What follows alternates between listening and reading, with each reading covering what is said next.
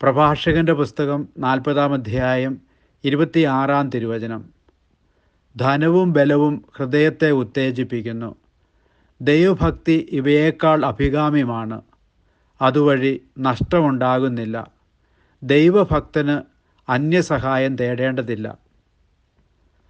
കാരുണ്യവാനായ കർത്താവേ, അനുഗ്രഹത്തിൻ്റെ ആരാമമായ ദൈവഭക്തിയാൽ അങ്ങയുടെ മഹത്വം ഞങ്ങളുടെ ജീവിതത്തെ ആവരണം ചെയ്യുവാൻ കൃപ നൽകണമേ. ആമേൻ. നമ്മുടെ കർത്താവ് ഈശോ മിശിഹായുടെ കൃപയും പിതാവായ ദൈവത്തിൻ്റെ സ്നേഹവും പരിശുദ്ധാത്മാവിൻ്റെ സഹവാസവും നാം എല്ലാവരോടും കൂടി ഉണ്ടായിരിക്കട്ടെ, ഇപ്പോഴും എപ്പോഴും എന്നേക്കും. ആമേൻ.